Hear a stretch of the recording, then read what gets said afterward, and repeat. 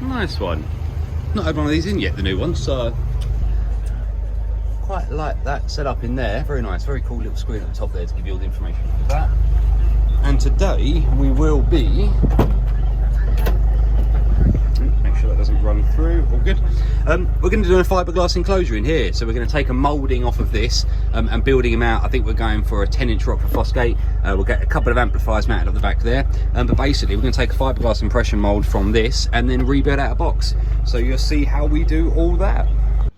Right, looking at the setup up here, what we're going to do is get a piece of wood that's going to sit and sort of match along these contours here. That'll give us our base layer, and then obviously we'll fiberglass up around the back here, and then obviously afterwards it will just be a case of building up a nice front piece and then fiberglassing the two bits together, and that should complete the enclosure. So let's get the wood out and I'll just get a bit sort of mapped into that area there. Alright, and that will do that bit lovely. A little notch at the back there just where you've got the cut out. So obviously the reason we're using this is, just turn it down a sec. When we do the fiberglass, the actual fiberglass itself will try and shrink a little bit. So what we do is we'll basically pin this in to keep that space essentially where it is there. That attaches onto the bottom of it, and that keeps it solid. So when we are doing the moulding, that will stop it trying to sort of collapse in on itself. And also gives us a nice base edge that we can then mount up the front panel. I don't know if that's the final bit of it. We'll work out how far back we need it. But yeah, let's get on to some messy stuff. Actually, tell a lie, we don't get to do messy yet. First of all, we've got to line this all out and get this all in position. So let me get that done. This is basically what I'm talking about while we had that bit of wood in there. As you can see, this is very flexible. And obviously, as the fiberglass cures, it's going to shrink slightly, so the likelihood is it's going to pull the mould in slightly. So obviously what we're going to do is just brace it across. These will eventually be screwed up through the bottom on this, and that will stop that bit shrinking in. I'm not too worried about this bit. There's enough curvature and contour up on the top here to mean that it will keep its shape. But yeah, essentially what we don't want to happen is as it cures, it shrinks in a bit. So we'll get that all in position, then we're going to mask all over it, and then we can start getting on with the mucky stuff. Right, so we've got that wood just tacked into position now, and as you can see, I could now lift up the interior carpet piece and it won't move, so I know now that that will keep that nice and solid across there. And obviously I've already checked and we've already got a good fitment in there. So right, now we've got to get a lot of masking done to mask this all up. The masking tape, I'll leave some of the wood exposed, and that will mean that the fiberglass will then bond from here onto the moulding piece. And then obviously once we do all the screws at the back, we can take that out, and the bottom bit will then be part of the mould as well. So we've built our base up, and obviously we've got a nice straight edge there that we can then start building up the sub. And obviously we've got the depth there as well. So right, let's get some masking tape down. Right, starting to take shape. This is just a sacrificial layer of masking tape, just so I can make sure that everything is covered. And then we're going to go for a chemical resistant tape, which obviously will allow me to apply the fiberglass but won't react to it. And then obviously just got to make sure that all the little edge bits all line up with no air bubbles and things. But yeah, a lot to do still. Yeah, it only took me about a minute or so. Really not the case. So obviously the joy of editing, I can jump forwards. So that's layer one essentially, and then I've just got to do a second layer of that and we're ready to start moulding. Right, so we've got that all taped up for the moment. The next stage, obviously, because we don't want the actual resin to stick to this and this become part of it, is I've got to give it a damn good coating of wax. Just standard honey wax would do. Specifically, as you can see there, mould release agent. And that will just help us basically release this out afterwards. The main thing you got to look out for is bits that go back in and become wider. Now this looks like once it's set, the whole thing should come forward very easy. So I probably don't really need the release aspect of it. But obviously I don't want the tape all being connected to it. So fingers crossed, when we get that done, when I release it, we won't have the blue backing on the back of it. But we'll find out once we do it. You may be able to see, but we've got a nice even layer of wax on there. Right, let's mix up some resin and rock and roll. Right, we're finally at the fun messy stage. There's a few things we need. Obviously we're doing a chemical reaction, so we need essentially the chemical, which will be consisting of a fiberglass resin, and it's an MEKP hardener or catalyst, usually mixed in a 1, 2 or 3% ratio depending on how quickly you want to cure different applications. We're going to go for a 2% on today because I don't want it to harden too quickly.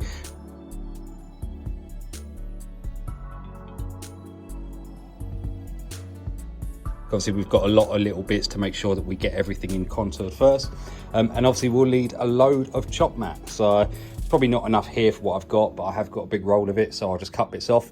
And essentially, when you're doing it, a good tip, don't cut it with the scissors essentially to give you square edges. You want all the fibres to overlap, so you want them sort of looking like that, and you'll see when we actually start splodging it, it does move around a bit.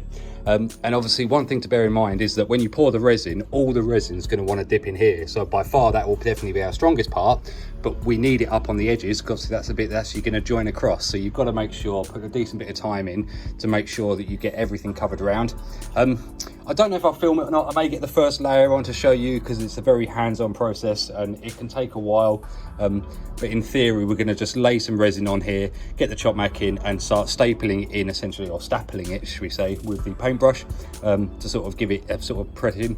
The main thing we don't want is air bubbles between the layer. So, right, let me get some down and I'll show you in a second. Right, that's 750 millilitres mixed up of the resin. Just got to add the catalyst. It's also a good idea to keep some, although it's a dirty jug, but it won't matter because essentially that's acetone in there, and acetone's the only real thing that can help get any of this stuff off, i.e. paintbrushes or anything that gets and doesn't. Acetone will help you out with that scenario. Right, let's get a 2% mix going on and we'll start getting it into the mould. Yeah, so just dropped in 15 millilitres of our MEKP hardener into this, and now just got to give it a very, very good mix through. And when you think you're finished mixing, just mix it one more time and you should still be about halfway to mixing it. Basically, if you don't mix this right, you end up with really soft patches in the resin, because obviously it needs the hardener to actually turn it from this state into a solid state. So obviously we're only dealing with about 15 millilitres inside 750 millilitres. So you've got to mix it well, if not there will be gaps. So right, I won't bore you with this bit, but see you in a sec. Right, I've mixed it up. Right, I've got to mix it again now. So and annoyingly, it will just get to the stage where the reaction starts happening and it will start hardening up. So I will need to hurry up. What I'm going to do is put the camera behind me and I'm just going to put it on a time lapse. I don't know if it will be the time lapse of the whole process or just the first layer or however it goes, but to be honest, doing the job is more important than filming it for myself. So the camera will see whatever it needs to see, but obviously the main thing for me is to get this job done. So, right, let me stop that and I'll give it another mix before we start.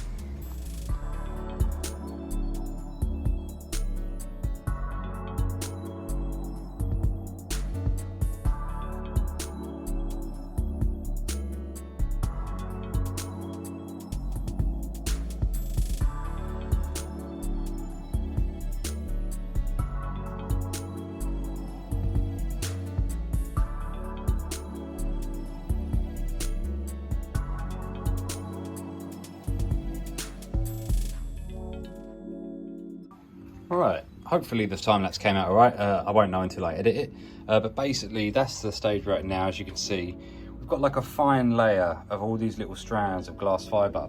They do go see-through essentially once they react and absorb some of the resin. Not react, essentially just resorb it. So you can then tell, like up here for instance, there would be an air bubble in that bit, but it's very close to the edge and I'm not really fussed about it. But what you don't want to see is that sort of white effect there, somewhere in the middle here. Like that bit there for instance. Let me just grab the brush, just grab a little bit of this, and we're just going to soak it in, making sure that we get rid of the air bubbles.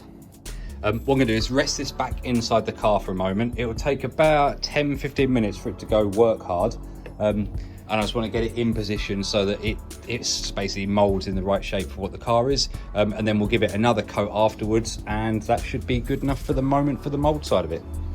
As you can see, that's just in there to let that cure over a bit, which means I get a chance to chop up a load more chop mat for the next time. You're probably wondering why there's just a random bit of wood here, and as you can see, it is a messy process. There's not a lot you can really do about it. One drop and that will stay there forever. So definitely using sort of like a piece of sacrificial wood, or sort of like I guess you could use a worktop if you want, but honestly, if you get anything on it, this stuff's fiberglass resin. When it goes hard, you've got to chisel it out. So that's hence why we've got a bit of a random off cut. Right, let me get some more of the chop mat cut out. He says as he's got scissors, but I'll show you. Well, I won't show you actually. I just cut it into strips and then rip it into sections. That gives me that nice rough edge. But when we do get to the edges like that, for instance, it's easy for me to manage. So there we go, a bit contradictory. So, but yeah, the rest of that, and we fiberglassed all the way up to the top there.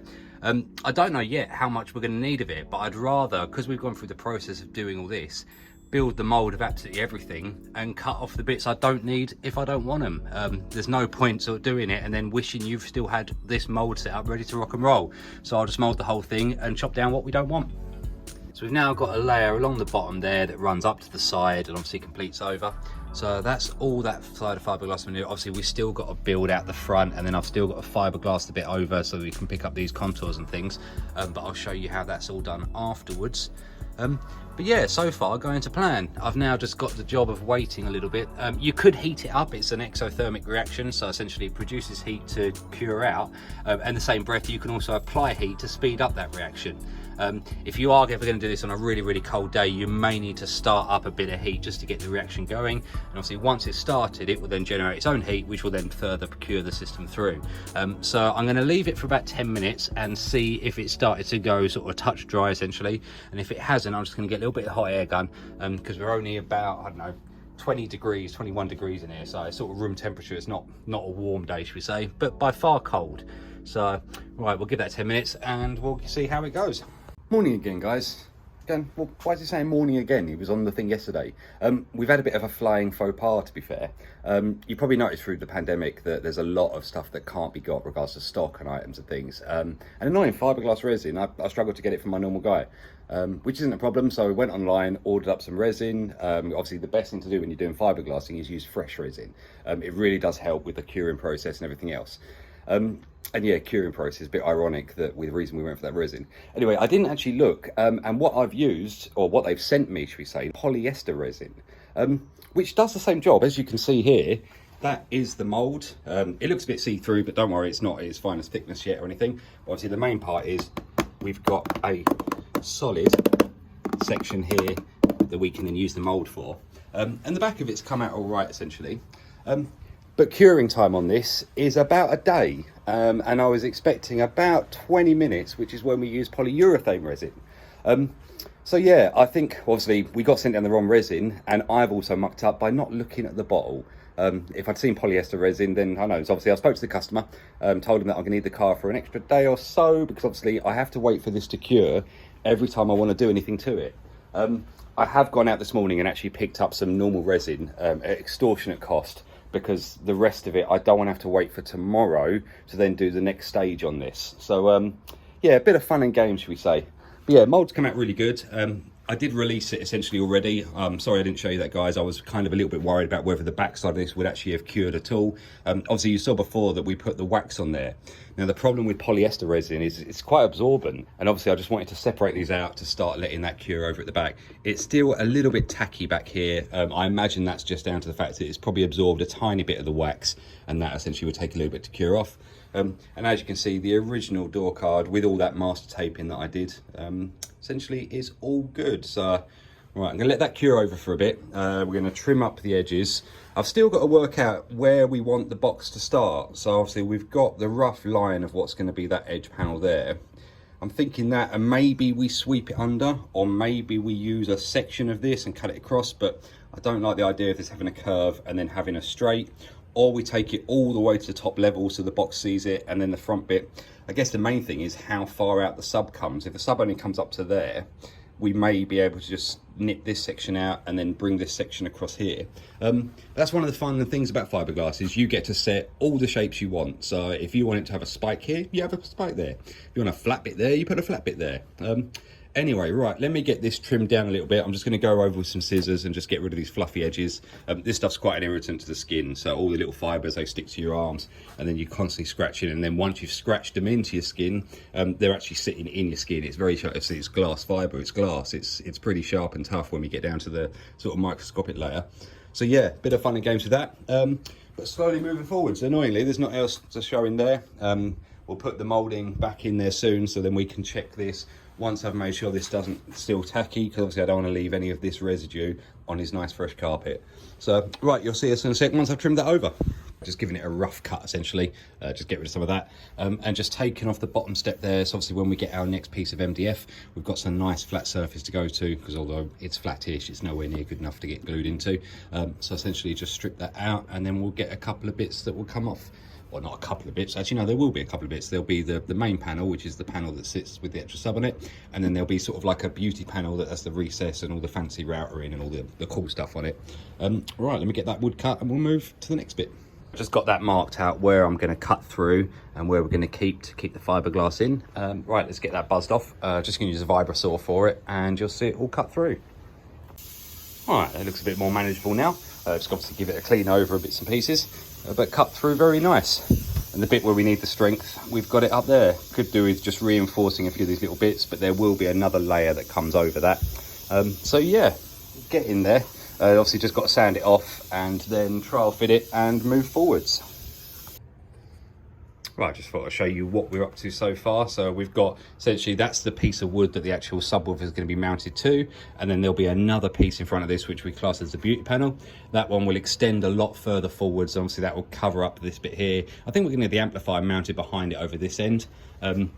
Everything else seems to be fine. Just got to do a little bit of work up on there to work out how that gets around that section there, but obviously we've got quite a bit of depth there. Oh, point the camera in the right place.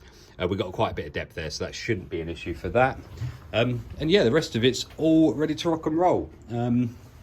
Just a long old process, but we're winning. So right, let me get that beauty panel done and I'll show you that when that's in position. There we go, a beauty panel. Well, I guess it's in the eye of the beholder really, but it'll be nice once it gets in the vehicle, and you'll see how that'll all sort of help finish it all off. Right, let's get the two halves fiberglass together. So that's the two parts there. As you can see, it won't work very well as a subwoofer right now because we've got a load of holes in it, but that will be soon be rectified with a piece of stretch cloth. Basically going to stretch a very flexible cloth over the back of it, pin it up all around the edges on the sides there, and essentially then apply another layer of resin that will then go solid and complete like the back envelope of it, and then afterwards I've just got to check to see which bits need a thicker application of resin, or fiberglass should we say. Right then, let's get the stretch cloth on. So I've got the stretch cloth over it now, and we shouldn't be sawdust on it, make it all look dirty, in front of the beauty panel essentially. You can see now essentially we've sealed off the box. Now obviously this, let's get that bit stuck in. It's great when you film stuff and you always find issues, but to be honest, once the resin actually soaks into that, that will stick that down lovely. So that is the way that we're going to seal over the front and the back, and obviously get the moulding side of it. Same with that bit there, I need to push that bit in tighter. So what I'm going to do is just put it into the car, make sure it all fits before I resin it, because once you've resined it, there's no going back from that point of view. So let me get it in the vehicle and we'll see how she sits. You can get an idea now of how she's going to sit. So obviously we can pin those bits back and get that all to match up lovely there. Very happy with the way it's come out down here, for instance. So yeah, once we get that all carpeted over, obviously to be honest, it'd probably be nice to have another one on the other side, but he's not asking me to do that, which is great. So essentially there's a lot of work, a couple of days essentially to get these done properly. And obviously that should be all good. Right, the next stage is we're going to re-soak this in resin to make this layer very, very hard. And that will complete the actual enclosure side of it. And then afterwards we're just going through and have a feel and see if it needs any more fiberglass reinforcement. But yeah, very happy with that. And that's another step done. As you can see now, that's basically soaked with resin. I won't touch it because it's going to be incredibly sticky, and that will basically shrink down a little bit. You can see probably a little bit of the excess has disappeared on here, and that will hug that down really tight, and essentially that then seals off the envelope. Obviously down the sides there you can see that's all sealed in. It may need another layer of resin. You won't know until it cures through to see, but so far, yeah, the shapes and everything else worked out really nice. Right, just put it outside just to spray it up a bit. You can see we've got all that. I think the last stage you saw was the resin set. So I've just put some filler on to get all the edges nice and smooth on there. And obviously just spray out the black as well. Spray out the back of it so that it keeps it all uniform. So, right, the next stage will be let this dry and then throw the carpet over it and get it in the car. Right, we finally got that all carpet over. So that's basically how the design's going to be now. As you can see, it looks a much nicer job when we've actually got the carpet on it and everything ready. So I'll just let that fully dry and then we'll test fit it into the vehicle. And there we go, we're in place. So to be honest, on the camera the carpet looks very different, but in real life it's a lot more matched. But essentially that's how that's going to sit. So the amplifier is going to live behind that bit there. I've left the top open just so the heat can escape out of that. And obviously just got to pin that bit back there so that locks back onto that lock there. Test the boot lid, that all clears that, so lovely jubbly. Yeah, so that's essentially what it's going to look like. Obviously now I just got to basically cut that bit out and then mount the sub in. and we should be good to go. So I guess the next bit you'll see will be the subbing and that all bolted in position and all done. Ta-da! We're all in. How cool does that look now? Yeah, just got to get this bottom panel in, just got to cut the side off of it so it matches back up in there. But no, I'm really happy with how that's come out. Right, amplifier, just got to wire it up, but that's living behind that panel there. You may just be able to spot a bit of blue cabling up on there, which is speaker cable input. Yeah, let's get the amp powered up and then we can give it a test run. Right then, we're all in. Amp's all in, plumbed down, you see a little light there, and essentially, subwoofer has come out really nice. So just got to bed it in a little bit, but essentially, yeah, very happy with the way it's come out. All the contour lines are matched up nice. Like I say, got a nice curve on that bit there. Just enough clearance for obviously the hinge piece to come through that. So yeah, really, really good. So very happy with it. Right, I guess that's all I can really show you on this one, guys. Have done a speaker upgrade. We've got a little amplifier underneath the chair just to match, obviously, the fact we've got a lot more bass in there now. It's nice to work on these cars, to be honest. Love the way they bubble. Although it's the new one, it's still got the same sort of bump, bump, bump, bump, bump sound when you're ticking it over, especially on a cold starter.